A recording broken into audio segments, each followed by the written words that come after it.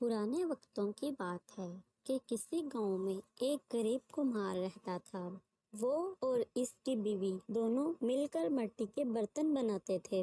کمہار ان برتنوں کو شہر لے جا کر بیچا کرتا تھا اور اس طرح وہ اپنی زندگی بسر کر رہے تھے۔ کمہار کو شہر سے جو اجرت ملتی تھی وہ بہت کم تھی۔ کمہار کے 2 ہی بچے تھے، ایک بیٹا اور ایک بیٹی۔ بیٹی کا نام مینا تھا اور بیٹے کا نام فیراز تھا۔ مینا اپنے نام کی طرح خوبصورت اور ذہین تھی۔ اس کے مقابلے میں بیٹا اپنے نام کی طرح بزدل تھا اور ہر وقت سہما رہتا تھا۔ دونوں میاں بیوی اپنے بچوں کی وجہ سے بہت پریشان رہتے تھے۔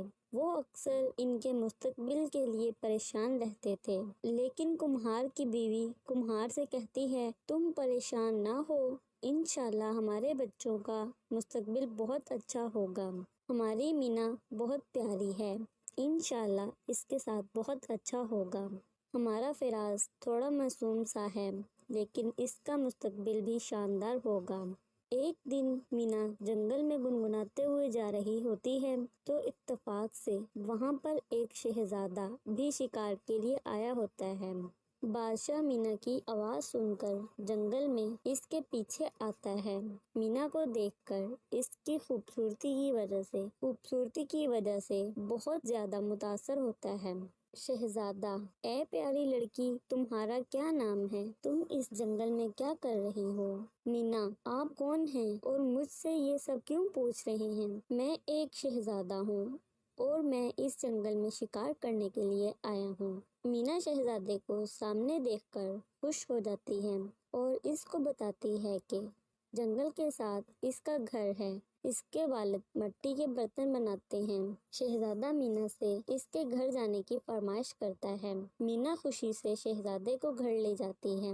مینا کے ساتھ اس کے گھر میں داخل ہوتا ہے اور اس کے والد اور والدہ سے ملتا ہے اور ان کو بتاتا ہے کہ وہ شہزادہ ہے اور جنگل میں شکار کرنے کے لیے آیا ہے اور انہیں ان کی بیٹی بے حد پسند آئی ہے۔ وہ اس سے شادی کرنا چاہتا ہے اور اس کو اپنے ملک لے کر جانا چاہتا ہے، اگر ان کی اجازت ہو تو۔ مینا کے والد بہت زیادہ پریشان ہو جاتے ہیں، لیکن ان کی بیوی انہیں مینا کے مستقبل کے بارے میں بتاتی ہے۔ مینا کے مستقبل کو سوچ کر دونوں میاں بیوی راضی ہو جاتے ہیں اور مینا بھی شہزادے کے ساتھ رضامندی ظاہر کر دیتی ہے، لیکن اسے اپنی ماں باپ سے دور جانے کا بھی دکھ ہوتا ہے۔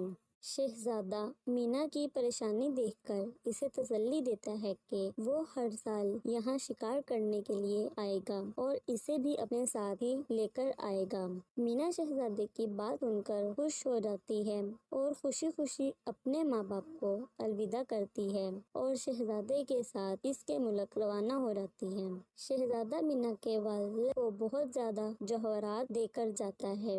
مینا کے والد اس سے ایک خوبصورت محل خرید لیتے ہیں اور اس میں آرام سے عیش کی زندگی بسر کرنے لگتے ہیں۔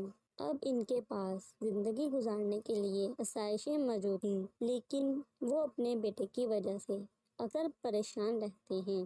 ایک دن فیراز محل سے باہر جاتا ہے اور کیا دیکھتا ہے کہ وہاں پر ایک آدمی کچھ پرانی چیزیں بیچ رہا ہوتا ہے۔ اس کے پاس کافی لوگوں کا رش ہوتا ہے۔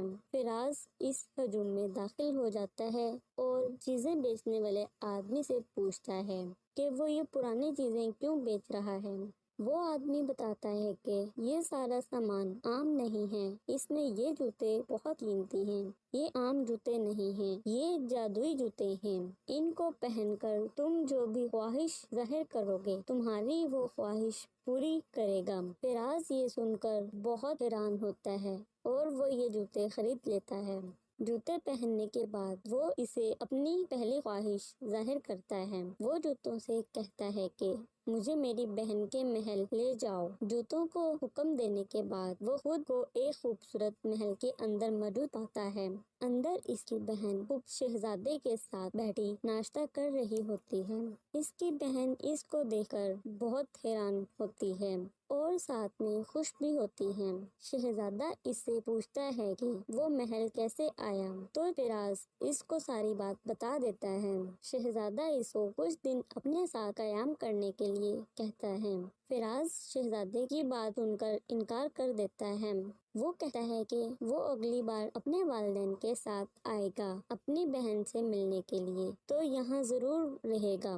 یہ بہن سے ملنے کے بعد وہ واپس جوتوں کو حکم دیتا ہے کہ وہ اسے اپنے محل لے جائے۔ اپنے محل پہنچ کر وہ اپنے والدین سے ملتا ہے اور انہیں بتاتا ہے وہ مینا سے مل کر آیا ہے۔ اس کے والدین حیران ہوتے ہیں کہ وہ کیسے مینا سے مل کر آیا ہے۔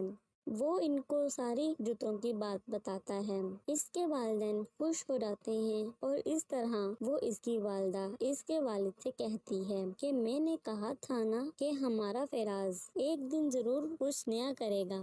کمہار اپنے دونوں بچوں کو کامیاب دیکھ کر خوش ہو جاتا ہے اور وہ بھی خواہش کرتا ہے کہ وہ اسے مینا کے پاس لے جائے۔ فراز اپنے والدین کا ہاتھ پکڑ لیا اور اپنے جوتوں کو حکم دیتا ہے کہ وہ اسے مینا کے محل لے جائیں۔ حکم ملنے کے بعد جوتے ان کو محل میں پہنچا دیتے ہیں۔ مینا اپنے والدین کو دیکھ کر بہت خوش ہو جاتی ہے۔ اب آپس میں مل کر خوش ہو جاتے ہیں۔ کمہار اور اس کی بیوی دونوں رات کے وقت اپنے رب کا شکر ادا کرتے ہیں۔